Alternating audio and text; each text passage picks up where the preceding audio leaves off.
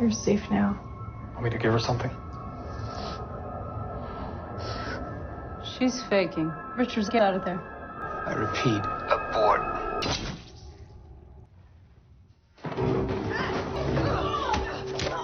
It's 2003 and Erik pretends his way into a facility. When the receptionist isn't looking, he sneaks inside, steals a worker's ID card, and heads toward the wards. He finds the baby he's searching for and takes her, promising to return her to her mother. Outside, as he tries to slip through the fence, security spots him and asks for identification. He steps closer, then beats both guards. One of them gets back up and tries to fight, but Erik overpowers him and throws him into an open incinerator. As he breaches the perimeter, the alarm triggers and more guards chase after him, firing shots. He manages to escape, hands the baby to a woman waiting outside, and they speed off. At a motel, Marissa arrives with armed men. When Erik notices, he flees with Joanna and the baby. Marissa abandons her car and pursues them in a helicopter, spraying bullets at the vehicle until it veers off the road. As they race toward the other side of the forest, Marissa's men open fire again, causing the car to crash into a tree, killing Joanna instantly. Marissa steps out of the chopper but finds neither Erik nor the baby as he has already slipped deep into the forest and escapes. Years later, the baby, Hanna, is grown, and Erik tests her reflexes, which ends in a fight, but he's not satisfied. I was standing behind you for 3 seconds. It's too long. I'll do better next time. He makes her recite everything he's taught her, from geography to entertainment to the most important lesson: never trust any human. While sharpening a knife on a cliff, Hanna hears the sound of a plane and runs toward it. She reaches the red-marked boundary trees and remembers how Erik told her going beyond those markings means danger, and how they must stay hidden in the forest forever to avoid the people who killed her mother. Determined, Hanna makes a large footprint at the boundary, climbs a tree, and moves from tree to tree so she won't leave any visible tracks. She eventually reaches a clearing and meets Arvo, a young man cutting wood. He's friendly, even offering her a chocolate bar, but when he decides to call his father and offer her help, she panics and forces him to keep quiet. Offended, he leaves angrily despite her pleas. Back home, she faces a frantic Erik who is furious she left the area. She drops a rabbit to pretend she's been hunting and refuses to admit where she went. Erik believes she's lying and even slaps her. She demands to know who killed her mother but storms out when he still refuses to tell her. The next morning, Hanna returns to meet Arvo. She apologizes and asks for another chocolate bar. When he asks about her life, she says she lives in the forest and that her father watches her full time. He's surprised. She says she has never gone beyond the woods, so Arvo takes her on his bike to the other side.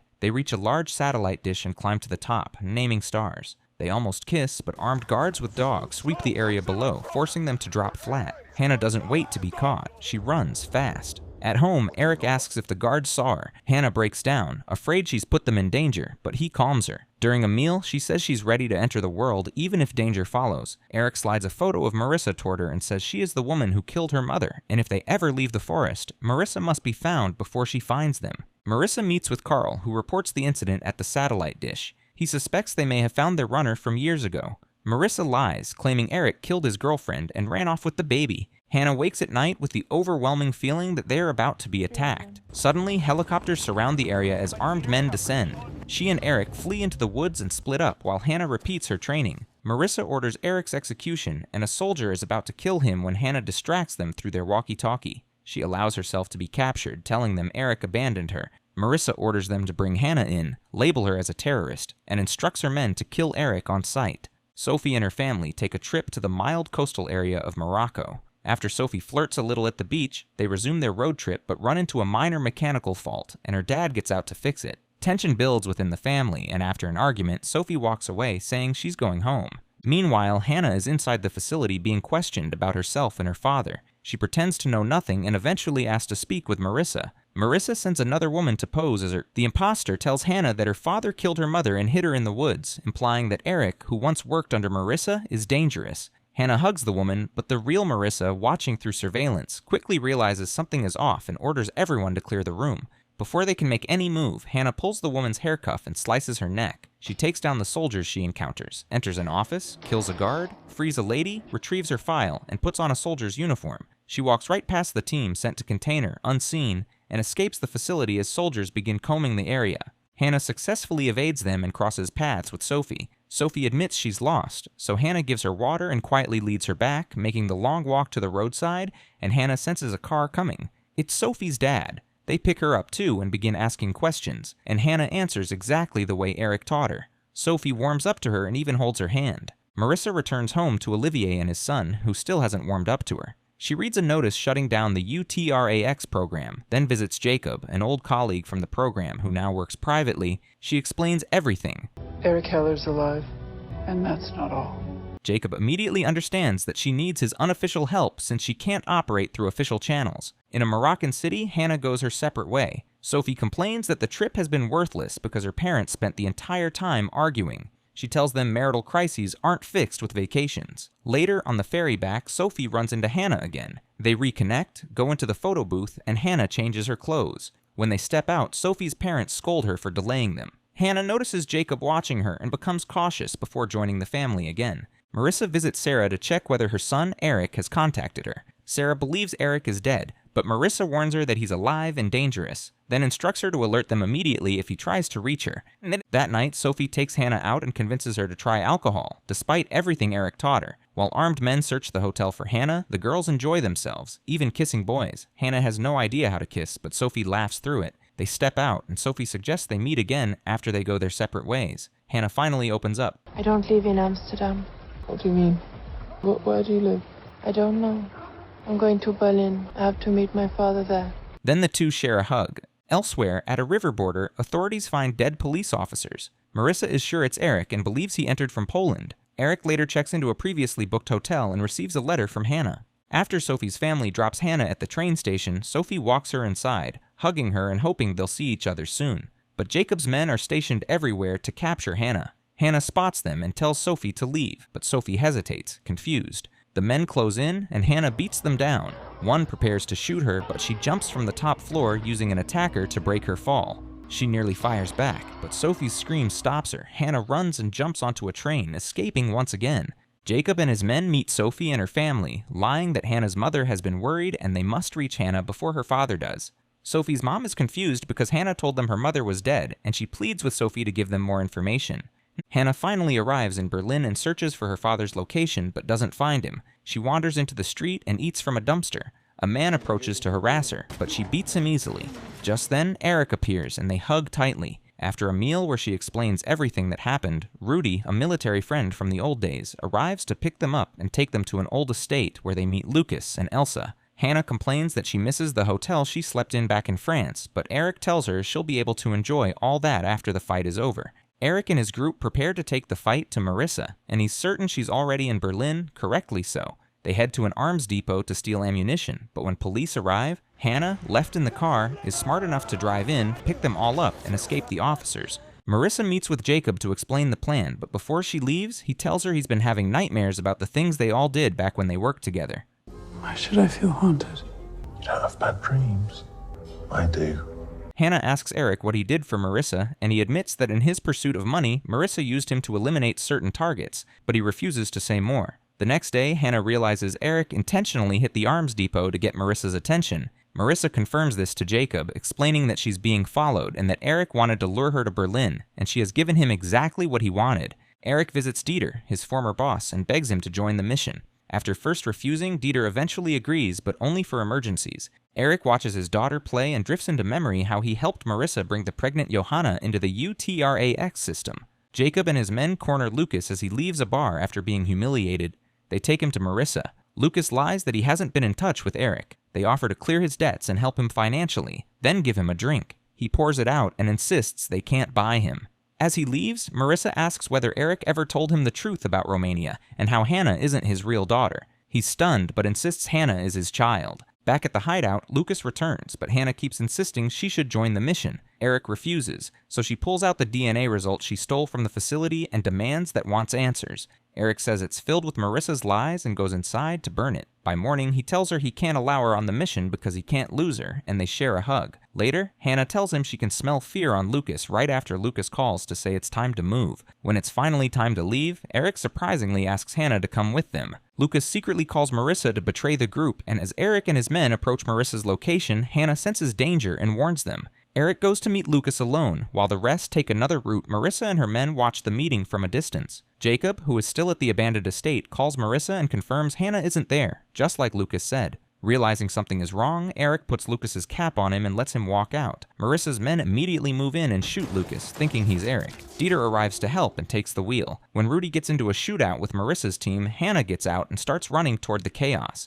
Meanwhile, Marissa tails Erik with her operatives. Dieter eventually reaches Hanna and saves her from Jacob. Marissa finds Erik being detained by 2 police officers, and as she approaches to take control, Erik suddenly points a gun at her, and the officers are actually Rudy and Elsa in disguise. The story flashes back to Marissa's doctors delivering Johanna's baby, Hanna, while Erik watches it happen. Dieter takes Hanna to his home for safekeeping. The security forces begin searching for the lawbreakers while Jacob carries out a sweep of the supposed apartments of Erik's team members. He beats himself up for the mess happening around him, and just then he receives a call from Marissa telling him where to meet her. He goes there and follows all the instructions but finds his own man dead inside the car. Erik appears from the back seat, points a gun at him, and demands to know everything about Marissa. Meanwhile, Marissa is being held by Erik's people at a hideout. Dieter's wife returns home, and when she asks about the girl, he says he's just looking after a friend's daughter for a day or 2. She knows he's lying, especially since she has seen the news. Back at the hideout, Erik shows Marissa a picture of Olivier and his son, and threatens to harm them if she doesn't follow his rules. She begs him not to hurt them. What Erik wants is for her to help them find a way out of the city so they can all go live the lives they've chosen. She agrees, but Erik still wants to show he's serious, so he sends for Jacob and finishes him on the spot, terrifying Marissa. At Dieter's home, he plays with his kids while Hanna watches. He calls her to join them, but she prefers to stay with his wife in the kitchen. Later that night, the wife continues complaining about the situation and reminds him of his promise to stay away from his former colleagues. He insists all is well and says he's simply helping a friend for a few days. He steps out, and Hanna, who wants to follow him, distracts him before sneaking into his car as he drives off. He stops at his company where he ships things out of the country, then heads to Erik's hideout. Rudy refuses to let him see Erik for his own safety. Hanna sneaks through after Dieter leaves and overhears Erik and Marissa talking. How much have you told Hanna? I told her what she needs to know. Does she know who you are? No, she doesn't need to.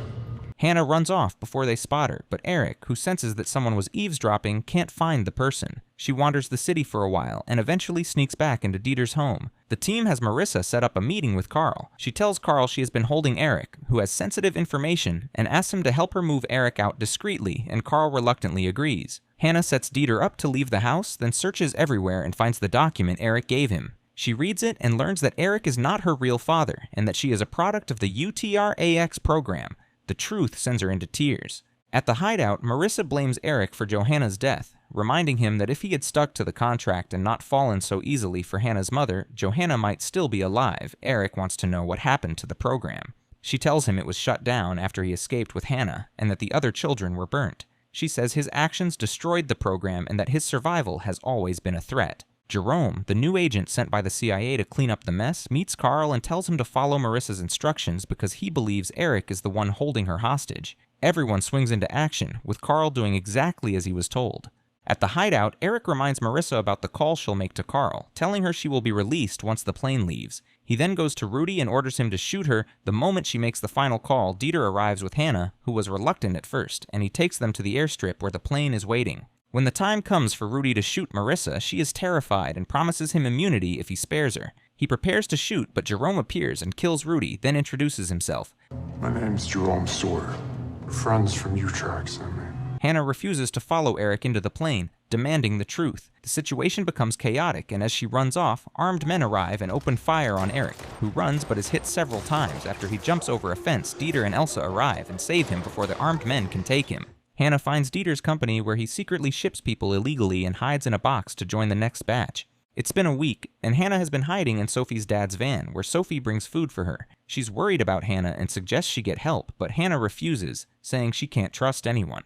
At the office, Jerome tells Marissa to see a therapist the next day and then go home, leaving the mission to him. She doesn't want that and reminds Jerome he can't reach their targets without her. Jerome is willing to paint her as unstable so she doesn't interfere, and he already plans to bring out proof that she had mental issues after she burned the babies when Utrax was shut down. Jerome and Carl identify Dieter, and after marking him as a source for information, Carl asks what the Utrax program was about, but he's warned not to seek knowledge that could cost him his job. Erik is alive, but his bullet wounds worsen, so Franz is called in to treat him. Franz wants to take him to a hospital, but Erik refuses. After Marissa meets with the therapist where she rather talks about how important she is to the agency, she returns home to Olivier, who is relieved to see her after her long disappearance. He notices the cuff marks on her wrists and grows concerned, but she brushes it off. Sophie brings more supplies for Hanna and invites her to a party. She's excited for Hanna to meet Dan and a new friend, Anton. Hanna refuses at first, but Sophie convinces her and they head to the party. Hanna isn't comfortable and steps out, but the fireworks outside remind her of the last time she spoke with Erik. She goes back inside, wanders into a room, and finds two boys making love. She steps out again, trying to loosen up, takes a drink, and gulps the entire bottle. She and Anton keep staring at each other, and just as they meet to talk, Sophie interrupts, saying her parents are back and they need to go home. They leave, but Hanna hopes to see Anton again. Erik grows worried and talks to Elsa, who updates him. She hasn't been back to Dieter's and the barracks are being watched. Hanna's too clever to go there. Marissa is sleeping when she hears a baby crying, and it terrifies her so much she can't sleep. It's just a neighbor's child, but the sound triggers her past trauma, so she closes the window. That night, Hanna is back in the van when Sophie's dad shows up, frustrated. He slams the door, settles somewhere inside, and begins crying. The next morning, Jerome visits Dieter and asks about Erik, but Dieter says he hasn't heard from him in years. Jerome wonders why everyone is so loyal to Erik, but Dieter maintains his position, and Jerome leaves. Sophie visits Hanna with news that her dad grounded her because he thinks she's been sleeping with boys in the van. Hanna feels guilty because her presence created that impression and offers to leave, but Sophie refuses, threatening to join her if she goes. They reaffirm how much they mean to each other. Marissa struggles to bond with Benoit, Olivier's son, and doesn't know how to handle him. Later at home, she searches the internet for Hanna's pictures and begins preparing to travel again. Olivier complains about her constant traveling, saying he wants a normal life and children with her, but she reminds him that having kids will never happen. Hanna goes to movie night without Sophie, but gets triggered by the film and kicks the guy that oversteps his boundary before running outside crying. Meanwhile, at home, Sophie and her parents are still at odds, with her dad accusing her of being the reason their marriage is suffering due to her stubbornness. She leaves for the garage with Dan, Anton, and Hanna, and they drive off in the van like typical rebellious teenagers. Erik is training when Elsa is suddenly shot in the head. He tries to escape but is surrounded by Jerome and his men.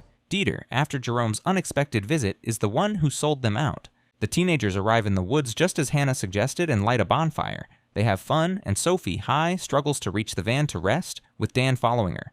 After she falls asleep, he snoops around and finds a file containing details about who Hanna really is, shocking him. By the bonfire, Anton asks Hanna where she grew up, but she doesn't answer. They start kissing passionately, eventually taking off their clothes and making love. Meanwhile, Marissa has arrived in town, ready to take whatever action she feels is necessary. Jerome visits Erik in the holding facility where he's been tortured and questioned about Hanna's whereabouts. But Erik keeps repeating that he has no idea where she is, also reminding them she will be hard to catch because she's smarter than all of them. In the woods, Hanna runs deep inside while Sophie wakes up to find the boys making tea. She tries to get cozy with Anton, but he acts strange and suggests they start packing so they can leave. She wonders why the boy she likes is suddenly behaving that way toward her. Hanna returns and begins talking with Sophie, who has no idea what happened the previous night. On the way back to town, Sophie can't stop touching Anton, but once they arrive, every attempt she makes to express herself is dismissed. Anton then approaches Hanna to ask when they'll see each other again, but she shuts him down and reminds him she's friends with Sophie. When he doesn't care, she teaches him a lesson by squeezing his hand painfully. Still in the van, Hanna confesses that Anton slept with her. Sophie is furious and tells her to leave, but Hanna keeps apologizing, saying she acts without thinking and does things she can't explain.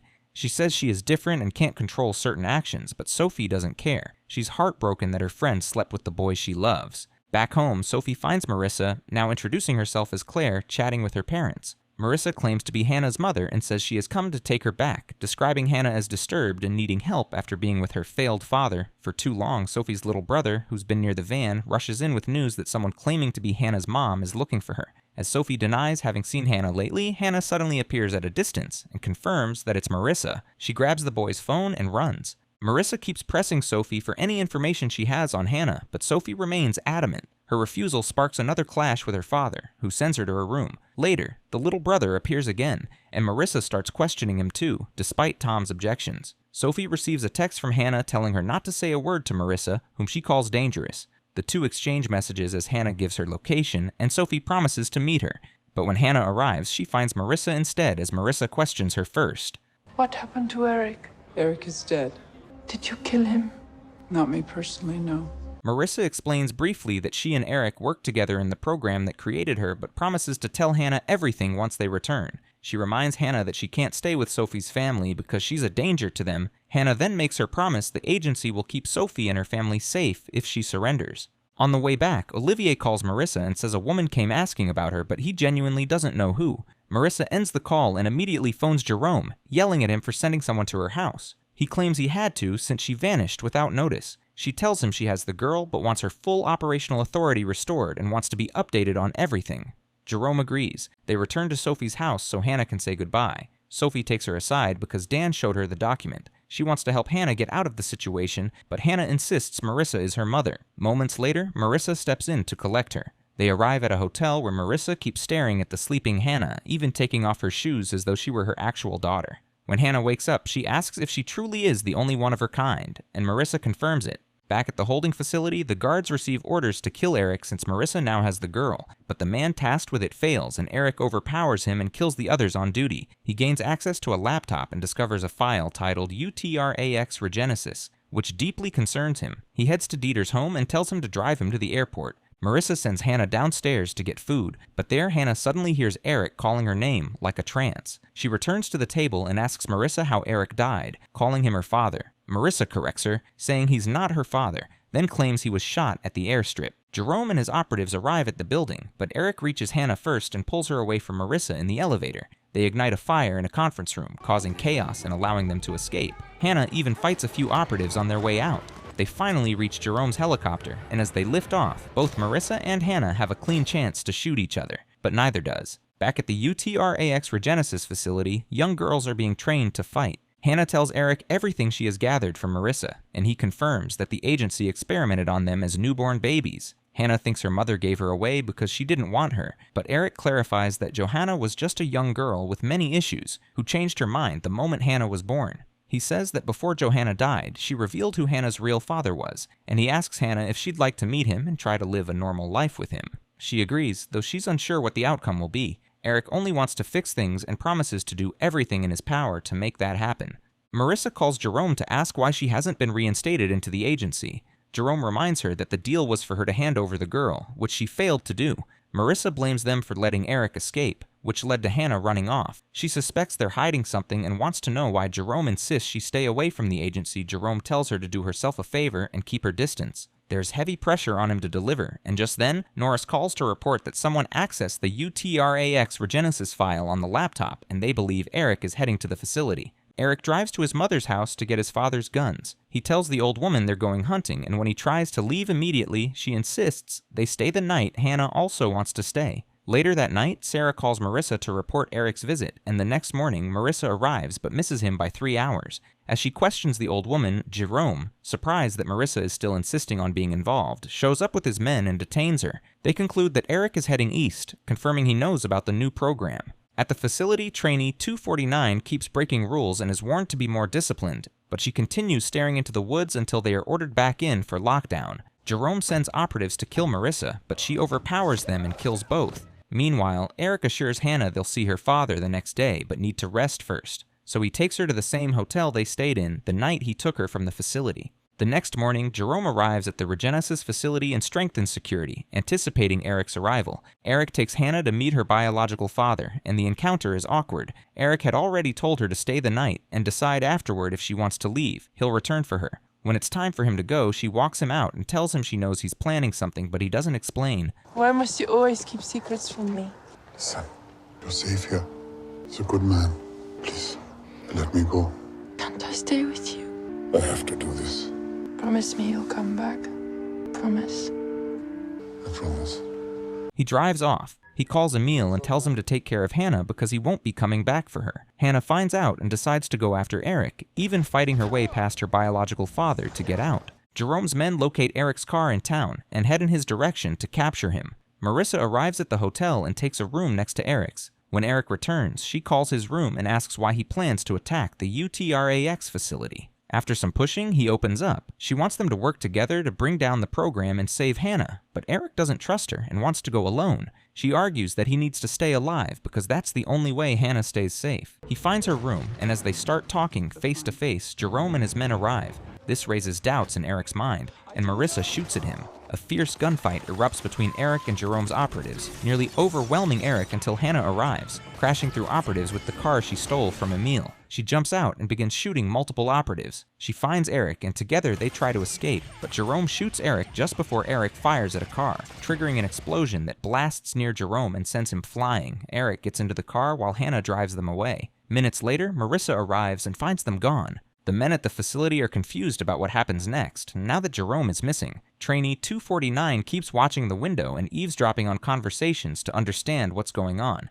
Marissa has Jerome tied up in an abandoned building and demands to know what is happening at the facility, and he tells her he is doing what she failed to do years ago. Hanna berates Erik for attempting to go on such a mission alone, as though he has a death wish, but he keeps repeating that he only wants her to have a normal life. Hanna says she'll never have a normal life, and insists Emil can't be her father. Erik then shows her proof that the Utrax program has been restarted, and since it needs to be stopped, Hanna chooses to join him in bringing it down. They prepare to leave, but first make a quick stop at Johanna's grave to pay their respects, before carjacking a suitable van for their journey. At the facility, the lead scientist wants the trainees released from lockdown, believing they are unprepared to stay locked down for so long and risk a backlash. But the woman in charge refuses. Meanwhile, Marissa puts Jerome, still tied up, into her car and forces him to call the facility, instructing them to expect Erik and shoot him on sight, but to spare Hanna. As they drive, Jerome wonders why Erik is desperate to reach the facility, so Marissa explains he wants to atone for his sins. Jerome doesn't see their past actions as sins since they were all following orders. He sees Marissa reaching for a gun, so he reacts quickly, unbuckling his belt and biting her,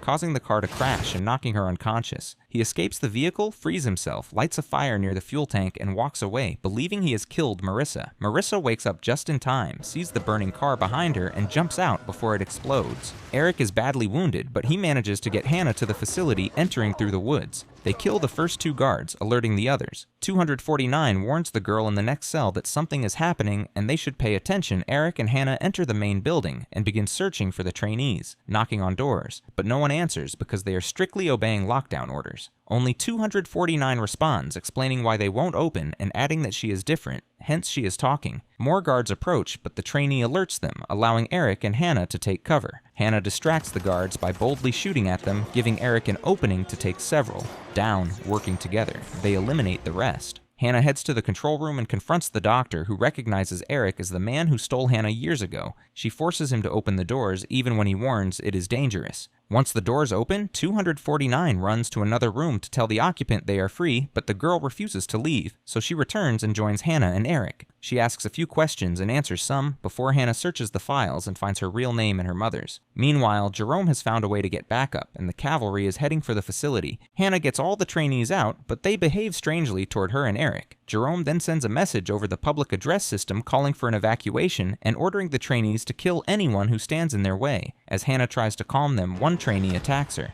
Erik defends her but is quickly overwhelmed until 249 shoots the trainee. They fear the others might attack, but instead they walk away in a zombie-like state and head outside, where Jerome orders both the trainees and the medical staff to be loaded into vans and taken away. As Jerome's men search for them, the trio navigate their way out, but Erik's wound is weakening him. They reach the shooting range, and 249 quickly sets up bombs around their hiding spot. When soldiers approach, Erik detonates the explosives, taking out the first wave. As the fight intensifies, 249 takes a bullet to the arm, and Erik becomes visibly weaker, close to death. After they finish off the remaining operatives, he tells Hanna to go on without him, but they carry him as they escape. Jerome intercepts them, pointing a gun at them, but Marissa appears and shoots Jerome, making 249 confused. Who is she? I'm a friend. You can't be found here. I'll take care of this. You should go. Marissa enters the facility, calls the authorities, and reports Jerome dead. She also claims Erik shot her and escaped, though she doubts he will survive. She then shoots herself in the leg to support her story. Hanna drives away, trying to save Erik, but he can't fight his wounds any longer and dies, leaving Hanna devastated. She and 249 bury him beside Johanna, and then set out to continue their lives in the forest. And that, my friends, is how it ended. If you've made it to the end, hit the like button, comment, and share. Don't forget to subscribe so you don't miss the next recap.